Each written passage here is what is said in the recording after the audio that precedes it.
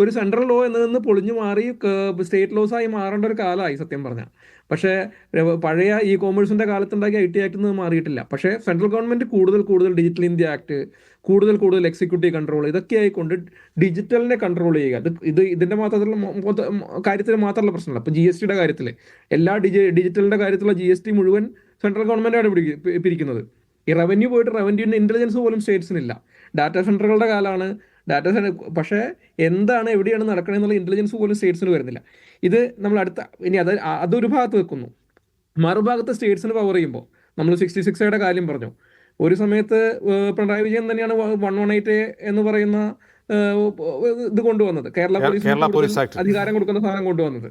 അപ്പോൾ അത് അവർ തിരുത്തിയ നല്ല കാര്യം. അപ്പോൾ 66A ഈക്വലന്റ് ആയിരുന്നു. ഇപ്പൊ നടക്കുന്നത് പുതിയ നോട്ടിഫിക്കേഷൻ വഴി നടക്കുന്നത് 118A കൊണ്ടുവന്ന് എങ്ങനെ കേരള പോലീസിന് അധികാരം കൂടുതൽ കൊടുക്കാൻ നോക്കിയിരുന്നോ അതെന്തുകൊണ്ട് എതിർക്കപ്പെട്ടു എന്ന് പറയുന്ന അതേ സാഹചര്യം തന്നെയാണ് ഫെബ്രുവരി നോട്ടിഫിക്കേഷൻ വെച്ച് 3 മണിക്കൂറിനുള്ളിൽ ടേക്ക് ഡൗൺ ചെയ്യുക, കണ്ടന്റ് ടേക്ക് ഡൗൺ ചെയ്യുക എന്നുള്ളത് കൂടെ വന്നുകൊണ്ടിരിക്കുന്നത്.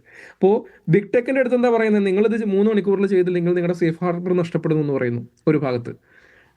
മറുഭാഗത്ത് ബിഗ് ടെക്കിനോട് പറയുന്നു നിങ്ങൾ AI അൽഗോരിതങ്ങൾ ഉപയോഗിച്ചു, എന്ത് ബ്ലാക്ക് ബോക്സ് അൽഗോരിതങ്ങൾ ഉപയോഗിച്ച് ടേക്ക് ഡൗൺ ചെയ്തോളൂ. മലയാളം അവർക്ക് മനസ്സിലാവോ? മലയാളം പ്രോസസ് ചെയ്യാനുള്ള കണ്ടന്റ് പവർ ഉണ്ടോ?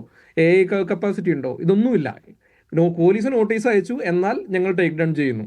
അപ്പോൾ പോലീസിന്റെ ഡിസ്ക്രിഷണറി പവർ അവർ ഉപയോഗിക്കുന്നില്ല. പൊളിറ്റിക്കൽ ഒപ്പോസിഷൻ ഉണ്ടാവുന്നില്ല. ഇതൊക്കെ പ്രൊട്ടക്ട് ചെയ്യുന്ന ഇൻസ്റ്റിറ്റ്യൂഷൻസ്. അപ്പോൾ ഇത് പണ്ട് ഇലക്ഷൻ കമ്മീഷൻ എന്താ ചെയ്യാറുള്ളത്? പണ്ട് ഇലക്ഷൻ കമ്മീഷൻ ഇലക്ഷന് എത്രത്തോളം തെരഞ്ഞെടുപ്പ് പ്രഖ്യാപിച്ചു കഴിഞ്ഞ് എത്രത്തോളം ഓൺലൈൻ സ്പെൻഡ് ചെയ്യുന്നു എന്നതുവരെ നോക്കിക്കൊണ്ടിരുന്ന ഇൻസ്റ്റിറ്റ്യൂഷനായിരുന്ന ഇലക്ഷൻ കമ്മീഷന്റെ എല്ലാ പാർട്ടികളും വളരെ കൃത്യമായിട്ട് ഓൺലൈൻ അഡ്വർടൈസിൽ എത്ര പൈസ ചെലവാക്കുന്നു എന്നൊക്കെ ഡിസ്ക്ലോസ് ചെയ്യേണ്ട ഒരു സിറ്റുവേഷൻ ആയിരുന്നു. അതൊന്നും മാറിയിട്ട് അവരുടെ നോട്ടീസിൽ തന്നെ അവരുടെ പാർട്ടികൾക്ക് അയക്കുന്ന ലെറ്ററിൽ തരുന്ന പൊളിറ്റിക്കൽ സീലുകൾ വരുന്നു. അവരുടെ കയ്യിലുള്ള പോലീസ് എന്ന് പറയുന്നത് എങ്ങനെ പെരുമാറുന്നു എന്നതിൻ്റെ മീതെ കാണുന്ന ഈ ഇൻസ്റ്റിറ്റ്യൂഷണൽ ക്രെഡിബിലിറ്റി എന്ന് പറയുന്നത് വളരെ പ്രധാനപ്പെട്ട ഒരു കാര്യമാണ്. ആ ക്രെഡിബിലിറ്റി നഷ്ടപ്പെടുന്ന ഇലക്ഷൻ കമ്മീഷനെയാണ് കുറച്ച് കാലങ്ങളായിട്ട് നമ്മൾ ഇന്ത്യയിൽ കണ്ടുകൊണ്ടിരിക്കുന്നത്. കേരളത്തിൽ എന്താ പറയുക, SIR എക്സൈസ് ഒക്കെ നടത്തുമ്പോൾ അവർക്ക് ആകപ്പാടെ തിരിച്ചു പിടിക്കാൻ ബാക്കി ഉണ്ടായിരുന്ന ക്രെഡിബിലിറ്റി ആയിരുന്നു. അതായത് ബീഹാറിൽ പോയ ക്രെഡിബിലിറ്റി തിരിച്ചു പിടിക്കാനുള്ള ഒരേ ഒരു അവസരമായിരുന്നു കേരളത്തിലോ മര്യാദയ്ക്ക് SIR നടത്തുക എന്നൊക്കെയുള്ള കാര്യങ്ങൾ.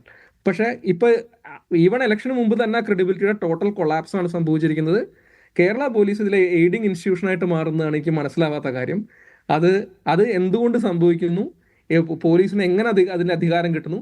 ഇപ്പോൾ ഇലക്ഷൻ കമ്മീഷനിൽ ഈ നടപടി എടുത്ത ഉദ്യോഗസ്ഥനെ അവർ പിരിച്ചുവിട്ടുവെന്നോ സസ്പെൻഷനിലാക്കിയെന്ന് പറയുന്നത്. ഈ നോട്ടീസ് അയച്ച പോലീസ് ഉദ്യോഗസ്ഥൻ ഇപ്പോഴും സർവീസിലുണ്ടോ എന്നുള്ള ചോദ്യമുണ്ട് ബാക്കി. അപ്പോൾ ഇത്തരത്തിലുള്ള ചോദ്യങ്ങളിലേക്ക് കൂടി നമ്മൾ പോകേണ്ടതുണ്ട്.